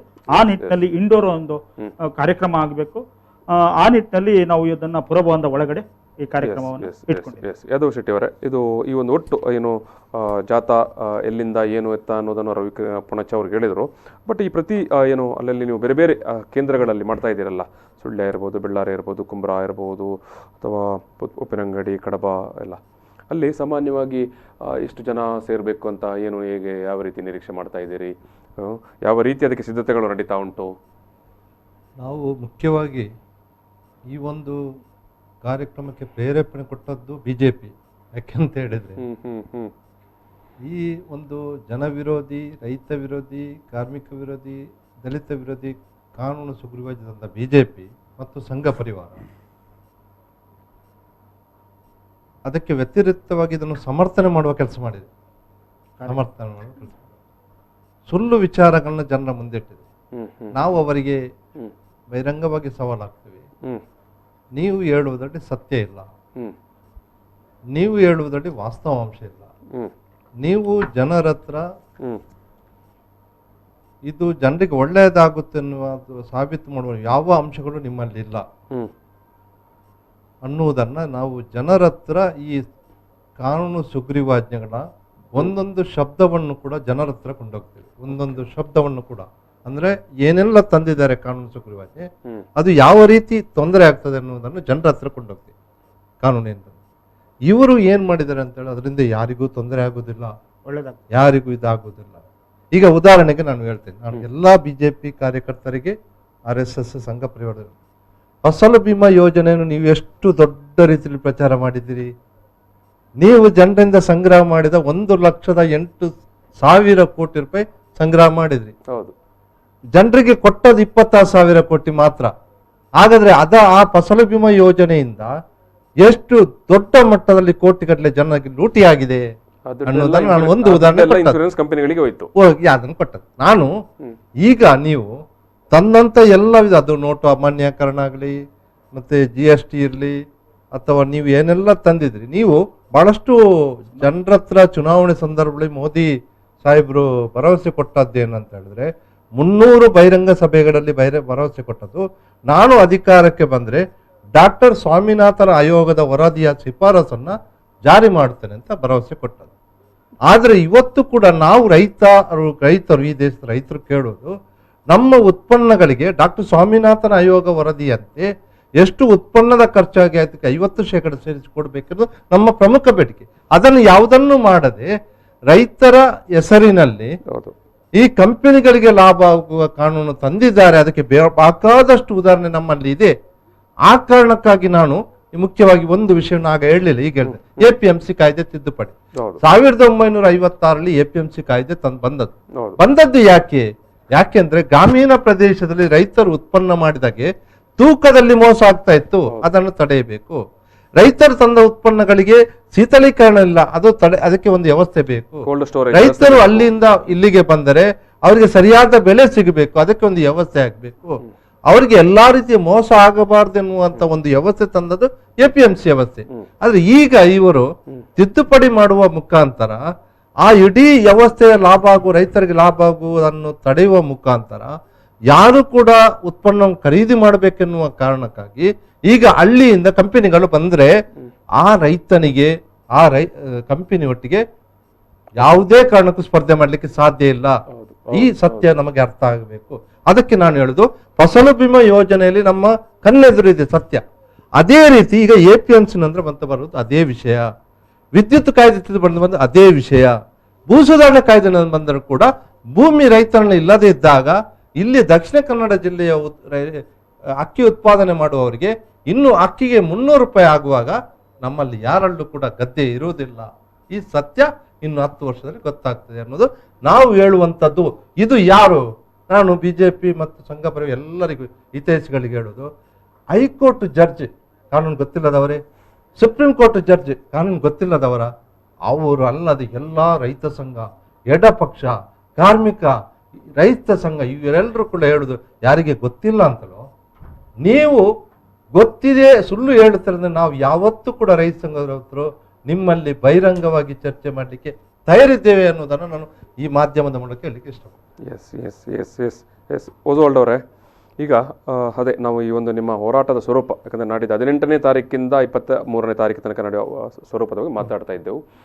ಈಗ ರೈತ ಸಂಘದ ಏನು ಕಾರ್ಯಕರ್ತರುಗಳು ಪ್ರತಿದಿನವೂ ಏನು 18ನೇ ತಾರೀಕು ಆರಂಭ ಆಗುತ್ತೆ ಅಲ್ಲ, ಅಲ್ಲಿಂದ 23ನೇ ತನಕ ಏನು ಆ ಒಂದೇ ಗ್ರೂಪ್ನವರು ಇರ್ತಾರಾ, ಅಥವಾ ಬೇರೆ ಬೇರೆ ಜನ ಸೇರಿಕೊಳ್ತಾರಾ, ಅಥವಾ ಆರಂಭದಲ್ಲಿ ಸೇರಿದವರು ಕೊನೆ ದಿವಸ ತನಕ ಇರ್ತಾರಾ, ಮೆರವಣಿಗೆ ಅಥವಾ ಜಾಥಾ, ಯಾವ ರೀತಿ ನೀವು ಸಂಘಟಿಸಿದ್ದೀರಿ? ಈಗ ನಾವು 23 ಕಡೆ ಕಾರ್ನರ್ ಮೀಟಿಂಗ್ ಅನ್ನು ಇಟ್ಟಿದ್ದೇವೆ ಈ ಜಿಲ್ಲೆಯಲ್ಲಿ ಟೋಟಲ್. ಆ 8 ವಿಧಾನಸಭಾ ಕ್ಷೇತ್ರಕ್ಕೆ ಸಂಬಂಧಪಟ್ಟ ಹಾಗೆ 23 ಕಡೆಗಳಲ್ಲಿ ಕೂಡ ಇವತ್ತು ನಾವು ಹಂತ ಹಂತಾಗಿ ಸಭೆಯನ್ನು ಮಾಡ್ತೇವೆ. ಏನಂದ್ರೆ ನಾಳೆ ನಾಡಿದ್ದು ಸೋಮವಾರದಿಂದ ಸಭೆಗಳು ಸ್ಟಾರ್ಟ್ ಆಗುತ್ತೆ. ಯಾಕಂದರೆ ನಾವು ಇಷ್ಟರವರೆಗೆ ಜಿಲ್ಲಾ ಮುಖಂಡರು ಮತ್ತು ಪ್ರಮುಖ ಮುಖಂಡರು ಸೇರಿ ಸಭೆ ಮಾಡಿ ಈ ಎಲ್ಲ ಏನು ಕಾರ್ಯಕ್ರಮದ ಎಲ್ಲ ನೀಲಿ ನಕಾಶೆಯನ್ನು ಸಿದ್ಧ ಮಾಡಿದ್ದೇವೆ. ಇವತ್ತು ಇನ್ನೂ ಏನು ಬೇಕೆಂದರೆ ನಾವು ಅಲ್ಲಿಂದ ಹೊರಡುವಾಗ ಎಲ್ಲೆಲ್ಲಿ ಕಾರ್ನರ್ ಮೀಟಿಂಗ್ ಆಗುತ್ತೆ ಅಲ್ಲಿ ಇವತ್ತು ನಾಳೆಯಿಂದ ಸಭೆ ಸೋಮವಾರದಿಂದ ಸಭೆ ಸ್ಟಾರ್ಟ್ ಆಗುತ್ತೆ. ಒಂದೊಂದು ಕಡೆಗಳಲ್ಲಿ ಕನಿಷ್ಠ ಪಕ್ಷ 100 ಜನ ಸೇರ್ತೇವೆ ನಾವು. ಅಲ್ಲಿ ಆ ಪ್ರಮುಖ ಭಾಗದ ಏನು ಪ್ರಮುಖರು ಇದ್ದಾರೆ ಅವರು ಒಂದು 5-5 ನಿಮಿಷ 10 ನಿಮಿಷ ಏನು ಮಸೂದೆಗಳ ಬಗ್ಗೆ ವಿವರಣೆ ಆ ಜನರಿಗೆ ಕೊಡ್ತಾರೆ. ಅದೇ ರೀತಿ ಇದನ್ನು ಏನು ಅಲ್ಲಿ ನಾವು ಎಲ್ಲಿ ಒಂದು ಕಾರ್ನರ್ ಮೀಟಿಂಗ್ ಮಾಡ್ತೇವೆ, ಎಲ್ಲಿ ಕಾಫಿ ಇದು ಆಗುತ್ತೆ ಟೈಮ್ ಆಗುತ್ತೆ ಅಲ್ಲೇ ಕಾಫಿ ಸಿದ್ಧ ಮಾಡಿ ಅಲ್ಲೇ ಆ ಥರ ಎಲ್ಲ ಊಟದ ವ್ಯವಸ್ಥೆ ಎಲ್ಲ ಅಲ್ಲೇ ಮಾಡಿ ತಗೊಳ್ಳುವಂಥ ವಿಚಾರವನ್ನು ಕೂಡ ಅಲ್ಲಿ ರೆಡಿ ಮಾಡಿದ್ದೇವೆ. ಅದೇ ಜನ ಮತ್ತೆ ಮುಂದಿನ ಜಾಗಕ್ಕೆ ಅವರೇ ಬರ್ತಾರಾ ಹೇಗೆ ರವಿಕಿರಣ್ ಅವರೇ? ಇಲ್ಲ, ಈಗ ನಾವು ಆಗ್ಲೇ ವಿಚಾರ ಹೇಳಿದೆವು. ಕೋವಿಡ್-19 ಇದೆ, ನಾವು ಒಂದು ಕಾರ್ನರ್ ಅಲ್ಲಿ ಮೀಟಿಂಗ್ ಮಾಡ್ತೀವಿ, ಬಹಿರಂಗ ಸಭೆ ಉದ್ಘಾಟನೆ ಆಗ್ತದೆ, ಆ ಭಾಗದ ಜನರನ್ನೆಲ್ಲ ಸೇರಿಸಿ ಮಾಡ್ತೇವೆ. ಮತ್ತೆ ಪ್ರಮುಖರು ಇನ್ನೊಂದು ಕಡೆ ಬರ್ತೇವೆ, ನಾವು ಜಿಲ್ಲಾ ಮುಖಂಡರು ರಾಜ್ಯ ಮುಖಂಡರು ಇನ್ನೊಂದು ಕಡೆ ಬರ್ತೇವೆ. ಅವರು ಅಲ್ಲಿಂದ ಮತ್ತೆ ಮನೆಗೆ ಹೋಗ್ತಾರೆ. ಅಲ್ಲಿ ಇರ್ತಕ್ಕಂಥ ಮತ್ತೆ ಏನು ಕಾರ್ನರ್ ಇದೆ ಆ ಕಾರ್ನರ್ ಅಲ್ಲಿ ಆ ಭಾಗದ ಜನರನ್ನು ಬರಕ್ ಹೇಳ್ತೀವಿ. ಇದು ನಿರಂತರವಾಗಿ ಅದೇ ರೀತಿ ನಡೀತದೆ. ಎಲ್ಲೂ ಕೂಡ ಎಲ್ಲರನ್ನ ಜೊತೆಯಲ್ಲಿ ಕರ್ಕೊಂಡು ದೊಡ್ಡ ಯೋಚನೆ ಮಾಡಿ ಮೀಟಿಂಗ್ ಮಾಡಿಕೊಂಡು ಬಂದು ಜನರಿಗೆ ಅಲ್ಲಲ್ಲಿ ಮಾಹಿತಿ ಕೊಡುವಂತ ಕೆಲಸವನ್ನ ಮಾಡ್ತೇವೆ. ಕೊನೆ ದಿವಸ ಎಲ್ಲಾ ತಾಲೂಕಿನ ಮತ್ತು ಆಯಾ ಏನು ಕಾರ್ನರ್ ಮಾಡಿದ್ದೇವೆ ಅಲ್ಲಿ ಪ್ರಮುಖರು ಅಲ್ಲಿ ಯಾರು ಆಸಕ್ತಿ ಇದ್ದಾರೆ ಪ್ರಮುಖರು ಒಂದಷ್ಟು ಜನ ಇಲ್ಲಿ ಬರಬೇಕು. ಒಂದು 300ರಿಂದ 400 ಜನ ಅಂತ ನಾವು ಯೋಚನೆ ಮಾಡಿದ್ದೇವೆ. ಮತ್ತೆ ಸಮಾಜಕ್ಕೆ ಬಿಟ್ಟದ್ದು ನಾವು ಹೇಳಲಿಕ್ಕೆ ಆಗುದಿಲ್ಲ. ಅಂದ್ರೆ ನಮ್ಮ ನಿರೀಕ್ಷೆ ಇರ್ತಕ್ಕಂಥದ್ದು 300ರಿಂದ 400 ಜನ ಬರಬೇಕು. ಆ 400 ಜನ ಸಂಪೂರ್ಣವಾಗಿ ಈ ಕಾಯ್ದೆಯಿಂದ ಏನು ನಮಗೆ ಮುಂದಿನ ದಿನ ತೊಂದರೆ ಇದೆ ಅದನ್ನು ತಿಳ್ಕೊಳ್ಬೇಕು, ಮತ್ತೆ ಅದನ್ನು ಹಳ್ಳಿಗೆ ತಲುಪಿಸ್ತಕ್ಕಂಥ ಕೆಲಸ ಆಗಬೇಕು ಅಂತ ಹೇಳುವಂಥ ಚಿಂತನೆ ನಮ್ಮಲ್ಲಿ. ಈಗ ಈ ಕಾಯ್ದೆ ಬಗ್ಗೆ ನೀವು ಇಷ್ಟೆಲ್ಲ ಆಕ್ಷೇಪ ಹೇಳಿದರೂ ಕೂಡ ನಾವು ನಮ್ಮ ಸ್ಟುಡಿಯೋದಲ್ಲಿ ಕೂಡ ನೋಡಿದ್ದೇವೆ, ಬೇರೆ ಮಾಧ್ಯಮಗಳಲ್ಲಿ ಕೂಡ ನಾವು ನೋಡಿದ್ದೇವೆ. ಇದರ ಬಗ್ಗೆ ಏನು BJP ಅಥವಾ ಸಂಘ ಪರಿವಾರದವರಿಂದ ಪ್ರತಿಕ್ರಿಯೆಗಳನ್ನು ಕೇಳಿದಾಗ ಅಥವಾ ಅವರನ್ನು ಇಲ್ಲಿ ಸಂವಾದಕ್ಕೆ ಕರೆದಾಗ ಕೂಡ ಅವರು ಹೇಳ್ತಾರೆ, ರೈತರಿಗೆ ಇದು ಸ್ವಾತಂತ್ರ್ಯ ಬಂತು, ರೈತರಿಗೆ ನಮ್ಮ ಸರ್ಕಾರ, ರಾಜ್ಯ ಇರ್ಬೋದು ಕೇಂದ್ರ ಸರ್ಕಾರ ಸ್ವಾತಂತ್ರ್ಯವನ್ನು ತಂದು ಕೊಟ್ಟಿತ್ತು ಅಂತ ಹೇಳ್ತಾರೆ. ಸೊ ನಿಮ್ಮ ಪ್ರತಿಕ್ರಿಯೆ ಇದಕ್ಕೆ ಬೇಕಾಗಿದೆ. ಬಟ್ ನಾನು ಈಗ ಒಂದು ಸಣ್ಣ ಬ್ರೇಕ್ ನಂತರ ಮುಖ್ಯವಾಗಿ ಈ ಒಂದು ವಿಚಾರದ ಬಗ್ಗೆ ಮತ್ತು ಇನ್ನೊಂದು ಕಡೆ ಅವರು ಕೂಡ ನಿಮಗೆ ಸವಾಲಿಗೆ ತಯಾರಿದ್ದೇವೆ ಅಂತ ಹೇಳ್ತಾರೆ, ಬಹಿರಂಗ ಸವಾಲು ಆಗ್ತಾ ಇದ್ದಾರೆ ಅವರು ಕೂಡ. ಈ ಬಗ್ಗೆ ಕೂಡ ನಿಮ್ಮೊಂದು ಪ್ರತಿಕ್ರಿಯೆ ಬೇಕಾಗಿದೆ. ಈಗ ಒಂದು ಸಣ್ಣ ಬ್ರೇಕ್ ತಗೊಳ್ಳೋಣ. ಪ್ರಚಲಿತ ಈ ಕಾರ್ಯಕ್ರಮದ ಪ್ರಾಯೋಜಕರು ರೋಹನ್ ಕಾರ್ಪೊರೇಷನ್, ಸಹ ಪ್ರಾಯೋಜಕರು father Muller's charitable trust, SDM college Ujire, VK furniture and electronics. ಕೃಷಿ ಕಾರ್ಮಿಕ ಮಸೂದೆ ಬಗ್ಗೆ ಮತ್ತೆ ಹೋರಾಟ. ಈ ಒಂದು ಕೇಂದ್ರ ಸರ್ಕಾರ ತಗೊಂಡಂಥ ಅಥವಾ ಏನು ಜಾರಿಗೆ ತಂದಂಥ ಕೃಷಿ ಮಸೂದೆ ಏನಿದೆ ಆ ಮಸೂದೆಯನ್ನು ವಿರೋಧಿಸಿ ಈಗಾಗಲೇ ದೇಶವ್ಯಾಪಿಯಾಗಿ ಪ್ರತಿಭಟನೆಗಳು, ಆಕ್ರೋಶಗಳು ವ್ಯಕ್ತವಾಗ್ತಾ ಇದ್ದಾವೆ ಅಥವಾ ಮುಂದುವರಿತಾನೆ ಇದೆ. ಅದರ ಹಿನ್ನೆಲೆಯಲ್ಲೇ ಕರಾವಳಿ ಜಿಲ್ಲೆಯಲ್ಲಿ ಕೂಡ ಈ ಒಂದು ಕೃಷಿಕರು ಮತ್ತು ಕಾರ್ಮಿಕರು ಈ ಒಂದು ಮಸೂದೆಯನ್ನು ವಿರೋಧಿಸಿ ತಮ್ಮ ಬೃಹತ್ ಸ್ವರೂಪದ ಒಂದು ಪ್ರತಿಭಟನೆ ಅನ್ನು ಆರಂಭಿಸಲಿಕ್ಕಿದ್ದಾರೆ. ಅದು ಮುಂದಿನ ವಾರ 18ನೇ ತಾರೀಕಿಗೆ ಆರಂಭವಾಗ್ತದೆ ಮತ್ತು 23ನೇ ತಾರೀಕಿಗೆ ಅದು ಸಮಾರೋಪವಾಗ್ತದೆ. ಸೊ ಈ ಒಂದು ಹಿನ್ನೆಲೆಯಲ್ಲಿ ನಾವು ಈ ಒಂದು ಸಂವಾದವನ್ನು ನಡೆಸ್ತಾ ಇದ್ದೇವೆ. ಇಲ್ಲಿ ನಮ್ಮ ಜೊತೆಗೆ ರೈತ ಮುಖಂಡರಾಗಿರುವಂಥ ರವಿಕಿರಣ್ ಪುಣಚ ಅವರು, ಯಾದವ ಶೆಟ್ಟಿ ಅವರು, ಒಸ್ವಾಲ್ಡ್ ಪ್ರಕಾಶ್ ಫೆರ್ನಾಂಡಿಸ್ ಅವರು ಮಾತನಾಡ್ತಾ ಇದ್ದರು. ಈಗಾಗಲೇ ಅವರು ಈ ಒಂದು ಪ್ರತಿಭಟನೆ ಸ್ವರೂಪ ಯಾವ ರೀತಿ ಇರುತ್ತೆ ಮತ್ತು ಯಾವ ಕಾರಣಕ್ಕಾಗಿ ನಮ್ಮ ವಿರೋಧ ಅನ್ನೋದನ್ನು ಕೂಡ ಭಾರಿ ಸ್ಪಷ್ಟವಾಗಿ ಹೇಳಿದ್ದಾರೆ. ನಾನು ಮತ್ತೆ ಈ ಒಂದು ಸಂವಾದವನ್ನು ಮುಂದುವರಿಸ್ತಾ ಇದ್ದೇನೆ. ಇದು ರವಿಕಿರಣ್ ಪುಣಚ ಅವರೇ, ಈ ಒಂದು ನಿಮ್ಮ ಏನು ಪ್ರತಿಭಟನೆ ಅಥವಾ ಹೋರಾಟ ಇದೆ, ಈ ಹೋರಾಟದಲ್ಲಿ ನಿಮಗೆ ಸಹಭಾಗಿಗಳಾಗಿ ಯಾವೆಲ್ಲ ಸಂಘಟನೆಗಳು ನಿಮ್ಮ ಜೊತೆಗೆ, ನಿಮ್ಮ ಈ ಒಂದು ಕರ್ನಾಟಕ ರಾಜ್ಯ ರೈತ ಸಂಘ ಮತ್ತು ಕರ್ನಾಟಕ ಪ್ರಾಂತ ರೈತ ಸಂಘವನ್ನು ಅಲ್ಲದೆ ಇನ್ಯಾವ್ಯಾವ ಸಂಘಟನೆಗಳು ನಿಮ್ಮ ಜೊತೆಗೆ ಇದ್ದಾವೆ? ಈಗ ನಮ್ಮದು ಇದು ಬರೀ ರೈತ ಸಂಘದ ಜವಾಬ್ದಾರಿ ಅಲ್ಲ ಅಂತ ಭಾವಿಸಿದ್ದೇವೆ. ಜಿಲ್ಲೆಯಲ್ಲಿ ಪ್ರಮುಖವಾಗಿರ್ತಕ್ಕಂಥ ಕರ್ನಾಟಕ ರಾಜ್ಯ ರೈತ ಸಂಘ ಇರ್ಬೋದು, ಪ್ರಾಂತ ರೈತ ಸಂಘ, ಜೊತೆಗೆ CITU ಮತ್ತು AITU-TUC, ಅದೇ ರೀತಿ ದಲಿತ ಸಂಘರ್ಷ ಸಮಿತಿ, ದಲಿತ ಸಂಘರ್ಷ ಸಮಿತಿ ಅಂಬೇಡ್ಕರ್ ವಾದ ಬಿ ಕೃಷ್ಣಪ್ಪ ಸ್ಥಾಪಿತ, ಪ್ರೊಫೆಸರ್ ಬಿ ಕೃಷ್ಣಪ್ಪ ಸ್ಥಾಪಿತ ದಲಿತ ಸೇವಾ ಸಮಿತಿ ಮತ್ತೆ ದಲಿತ ಹಕ್ಕುಗಳ ಸಮಿತಿ ನಾವು ಪ್ರಮುಖವಾಗಿ ಆಯೋಜಿಸಿದ್ದೇವೆ. ಅದ್ರ ಜೊತೆಗೆ ಬಹಳಷ್ಟು ತಾಲೂಕು ಮಟ್ಟದಲ್ಲಿ ಬೇರೆ ಬೇರೆ ಸಂಘಟನೆಗಳು, ಸಂಸ್ಥೆಗಳು ಎಲ್ಲರೂ ಕೂಡ ನಮಗೆ ಈಗಾಗಲೇ ಬೆಂಬಲವನ್ನ ಫೋನ್ ಮೂಲಕ ತಿಳಿಸಿದ್ದಾರೆ, ಕೆಲವರು ಮುಖದ ತಿಳಿಸಿದ್ದಾರೆ. ಆ ನಿಟ್ಟಿನಲ್ಲಿ ಇದು ಜನಾಂದೋಲನ ಆಗಬೇಕು ಅಂತ ಹೇಳುವಂಥ ಆಸಕ್ತಿಯಿಂದ ಆಶಯದಿಂದ ನಾವು ಕಾರ್ಯಕ್ರಮವನ್ನು ಆಯೋಜನೆ ಮಾಡಿದ್ದೇವೆ. ಬಹುಶಃ ನಮಗೆ ವಿಶ್ವಾಸ ಇದೆ ಈ ಜಿಲ್ಲೆಯಲ್ಲಿ ಆಗ್ತಕ್ಕಂಥ ಈ ಒಂದು ರೈತ ಕಾರ್ಮಿಕ ದಲಿತ ವಿರೋಧಿ ಮಸೂದೆಗಳ ವಿರುದ್ಧ ಮಾಡ್ತಕ್ಕಂಥ ಈ ಹೋರಾಟಕ್ಕೆ ಜಿಲ್ಲೆಯ ಎಲ್ಲ ಜನತೆ ಕೂಡ ಎಲ್ಲ ವರ್ಗ ಕೂಡ ಇದಕ್ಕೆ ಬೆಂಬಲಿಸ್ತದೆ. ಇದು ಜನಾಂದೋಲನವಾಗಿ ಮೂಡಿ ಬರ್ತದೆ ಅಂತ ಹೇಳ್ತಕ್ಕಂಥ ವಿಶ್ವಾಸ ಇದೆ. ಬಹುಶಃ ಬಹಳಷ್ಟು ಸಂಘಟನೆಗಳು ಮುಂದಿನ ದಿನಗಳಲ್ಲಿ ಮುಂಚೂಣಿಯಲ್ಲಿ ಕೆಲಸ ಮಾಡ್ಲಿಕ್ಕೆ ಕೂಡ ಸಹಕಾರ ಮಾಡ್ಲಿಕ್ಕೆ ಕೂಡ ತಯಾರಾಗಿ ನಿಂತಿದ್ದಾರೆ. ಬಹುಶಃ ಇದಕ್ಕೆ ಬೇಕಂತ ಆರ್ಥಿಕ ಶಕ್ತಿಯನ್ನು ಕೂಡ ಜಿಲ್ಲೆಯ ಜನತೆ ನಮಗೆ ತುಂಬಿಸಿಕೊಡ್ತಾರೆ ಅಂತ ಹೇಳುವಂಥ ವಿಶ್ವಾಸದಲ್ಲಿ ಹೊರಟಿದ್ದೇವೆ. ನಾವೇನು ಸಂಘಟನೆ ಅಂತ ಹೇಳಿದ್ರೆ ಇಲ್ಲಿರ್ತಕ್ಕಂಥದ್ದು ಸಣ್ಣ ಮತ್ತು ಅತಿ ಸಣ್ಣ ರೈತರು ನಾವು. ನಾವೇನು ಆರ್ಥಿಕವಾಗಿ ಸಬಲರಾದವರೇನಲ್ಲ. ಆದ್ರೆ ಜಿಲ್ಲೆಯ ಜನತೆ ಮೇಲೆ ವಿಶ್ವಾಸ ಇದೆ. ನಮಗೆ ಬೇಕಾದಂತ ಮತ್ತೆ ನಿಮಗೆ ಆರ್ಥಿಕ ಏನು ರಾಜ್ಯಕ್ಕೆ ಅಧಿಕಾರ ಕೂಡ ಇಲ್ಲ, ಅಧಿಕಾರ ಕೂಡ ಏನಿಲ್ಲ. ಆದ್ರೆ ಒಂದು ಅಧಿಕಾರದಲ್ಲಿರೋ ಪಕ್ಷದವರಿಗಾದ್ರೆ ದುಡ್ಡಿಗೆ ಸಮಸ್ಯೆ ಇರೋದಿಲ್ಲ. ಹೌದು, ನಮಗೆ ಲಕ್ಷಾಂತರ ರೂಪಾಯಿ ಖರ್ಚು ಇದೆ. ಒಂದು ವಾಹನ, ಅಲ್ಲಲ್ಲಿ ಊಟದ ವ್ಯವಸ್ಥೆಗಳು, ಅದಕ್ಕೆ ಬೇಕಾದಂತ ಎಲ್ಲ ಮೈಕು ಅದು ಇದು ಎಲ್ಲ, ಒಂದು ವಾರಕ್ಕೆ ಬೇಕಾದಂತ ಪುರಭವನ ಅಲ್ಲೇ ಮಾಡುವಂತ ಎಲ್ಲ ಖರ್ಚುಗಳು ಕೂಡ ಈ ಜಿಲ್ಲೆಯ ಜನತೆ ನಾವು ಏನು ವಾಹನ ಜಾತ ಬರ್ತೇವೆ, ಬಹಿರಂಗ ಸಭೆ ಮಾಡ್ತೇವೆ, ಅಲ್ಲೇ ತುಂಬಿಕೊಡ್ತಾರೆ ಅಂತ ಹೇಳ್ತಕ್ಕಂಥ ವಿಶ್ವಾಸ ಕೂಡ ನಮ್ಮಲ್ಲಿದೆ. ಇದು ಜನಾಂದೋಲನವಾಗಿ ಮಾರ್ಪಡಬೇಕು, ಜನರ ಸಹಭಾಗಿತ್ವ ಇದಕ್ಕೆ ಬೇಕು. ಆ ವಿಚಾರವನ್ನು ಈ ಜಿಲ್ಲೆಯ ಜನತೆ ನಮಗೆ ಬೆಂಬಲ ಕೊಡ್ತಾರೆ ಅಂತ ಹೇಳೋದು ವಿಶ್ವಾಸ. ಎಸ್ ಈಗ ನಾನು ಮತ್ತೆ ಏನು ಅವಾಗ ಮಾತನಾಡಿದ ವಿಚಾರಕ್ಕೆ ಬರ್ತೇನೆ. ಯಾದವ್ ಶೆಟ್ಟಿ ಅವರೇ ಮತ್ತು ಪುಣಚ್ ಅವರೇ, ಓಸ್ವಾಲ್ಡ್ ಅವರೇ, ಯಾರು ಕೂಡ ನೀವು ಉತ್ತರ ಕೊಡ್ಬೋದು. ಈ ಒಂದು ಮಸೂದೆಯನ್ನು ಸಮರ್ಥನೆ ಮಾಡಿಕೊಳ್ಳುವ ಸಂದರ್ಭದಲ್ಲಿ BJP ಇರ್ಬೋದು, ಸಂಘ ಪರಿವಾರ ಇರ್ಬೋದು, ಅವರು ಕೊಡುವಂಥ ಏಕೈಕ ಉತ್ತರ ಅಥವಾ ಪ್ರತಿಕ್ರಿಯೆ ಇದು ದೇಶದ ರೈತರಿಗೆ ಸ್ವಾತಂತ್ರ್ಯವನ್ನು ತಂದುಕೊಡುತ್ತದೆ ಅಂತ ಹೇಳ್ತಾರೆ.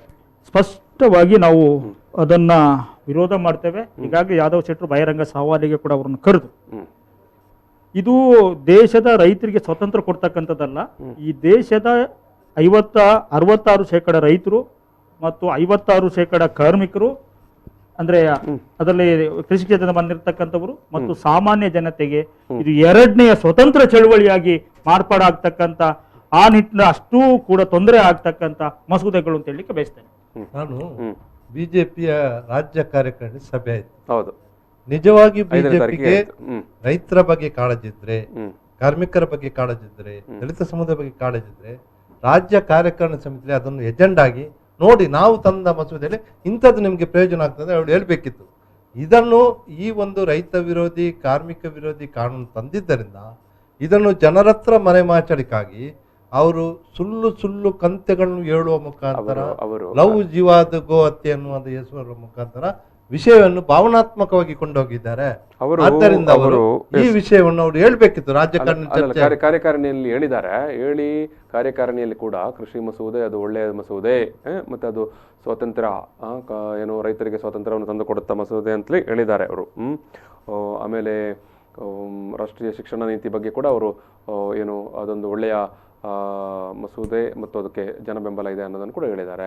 ಮತ್ತು ಮೂರನೇದಾಗಿ ಕೋವಿಡ್ ವಿಚಾರವಾಗಿ ಯಡಿಯೂರಪ್ಪರವರ ಸರ್ಕಾರ ಒಳ್ಳೆಯ ರೀತಿಯಲ್ಲಿ ನಿರ್ವಹಣೆ ಮಾಡಿದೆ ಅನ್ನೋದನ್ನು ಅವರು ತಮ್ಮ ಕಾರ್ಯಕಾರಿಣಿ ಸಭೆಯಲ್ಲಿ ಹೇಳಿದ್ದಾರೆ. ಸೊ ನೋಡಿ, ಅವರು ಒಳ್ಳೆಯದು ಅಂತ ಹೇಳಿದ್ದು ಸ್ವಾಗತಿಸಿದ್ದಾರೆ. ಈ ಕಡಿವೆ ನಾವು ಬಹಳ ಸ್ಪಷ್ಟ. ಈಗ COVID-19 ನಲ್ಲಿ ನಿಮಗೆ ಗೊತ್ತಿರಬಹುದು, ನಾನು ಬೇರೆ ಯಾವುದು ಹೇಳಲ್ಲ, ದಕ್ಷಿಣ ಕನ್ನಡ ಜಿಲ್ಲೆಯಲ್ಲಿ ಬಹಳಷ್ಟು ಪತ್ರಿಕೆಯಲ್ಲಿ, ಟಿವಿ ಮಾಧ್ಯಮದಲ್ಲಿ ಖಾಸಗಿ ಆಸ್ಪತ್ರೆಯಲ್ಲಿ ಡ್ಯೂಟಿ ಮಾಡಿದ್ದು, ಶುಲ್ಕ ತಗೊಂಡದ್ದು, ಅವರು ಡಿಸ್ಚಾರ್ಜ್ ಮಾಡೋದು ದಿನ ಬರ್ತಾ ಇತ್ತು. ಅವರನ್ನು ನಿಯಂತ್ರಿಸಲಿಕ್ಕೆ ಸಾಧ್ಯವೇ ಆಗಲಿಲ್ಲ ರಾಜ್ಯ ಸರ್ಕಾರಕ್ಕೆ. ಕೇವಲ ದಕ್ಷಿಣ ಕನ್ನಡ ಜಿಲ್ಲೆ ಅಲ್ಲ, ಇಡೀ ಕರ್ನಾಟಕದ ಯಾವುದೇ ಖಾಸಗಿ ಆಸ್ಪತ್ರೆಯಲ್ಲೂ ಕೋವಿಡ್ ರೋಗಿಗಳನ್ನು ಹಿಡಿದು ನಿಲ್ಲಿಸಿ ಸುಲಿಗೆ ಮಾಡುವ ರಾಜ್ಯ ಸರ್ಕಾರಕ್ಕೆ ಅವರಿಗೆ ಏನು ಮಾಡ್ಲಿಕ್ಕೆ ಆಗಲಿಲ್ಲ. ಇದು ಎಲ್ಲರಿಗೂ ಗೊತ್ತಿರುವಂತದ್ದು. ಯಡಿಯೂರಪ್ಪನವರು ಸರಿ ಸಮರ್ಥವಾಗಿ ನಿರ್ವಹಣೆ ಮಾಡಿದ್ದು ಹೇಳಿದ್ರು ಕೂಡ ವಾಸ್ತವ ಏನಿದೆ ಅಂತ ಹೇಳಿದ್ರೆ, ಇಲ್ಲಿನ ಉಸ್ತುವಾರಿ ಸಚಿವರು 2 ತಿಂಗಳ ನಂತರ ಹೇಳ್ತಾರೆ ನಾವು ಖಾಸಗಿ ಆಸ್ಪತ್ರೆ ನಿರ್ದೇಶನ ಕೊಡ್ತೇವೆ ಅಂತ ಹೇಳಿದ್ರೆ, ಯಾವ ನಿರ್ದೇಶನವನ್ನು ವಿಫಲ ಆಗಿದ್ದಾರೆ ಅಂತ ಆ ವಿಚಾರವನ್ನು ಬಿಟ್ಟು ಬಿಡುವ. ಈಗ ವಿಫಲ ಆಗಿದೆ. ಈಗ ನಾವು ಹೇಳುವಂತದ್ದು, ಇವರು ನಿರ್ದಿಷ್ಟವಾಗಿ ಈಗ ರೈತ ಮಸೂದೆ ಅವರು ಸಮರ್ಥನೆ ಮಾಡಿಕೊಳ್ತಾ ಇದ್ದಾರೆ. ನಾವು ಹೇಳೋದು ನೋಡಿ, 79A-B-C ಆ ನಿರ್ದಿಷ್ಟ ಏನು ತಿದ್ದುಪಡಿ ಇದೆ, ಅದು ಮನುಷ್ಯನ ಹೃದಯ ಹೇಗಿದೆ ಅದೇ ರೀತಿ ಆ ಕಾಯ್ದೆ ತಿದ್ದುಪಡಿಲಾಗಿದೆ.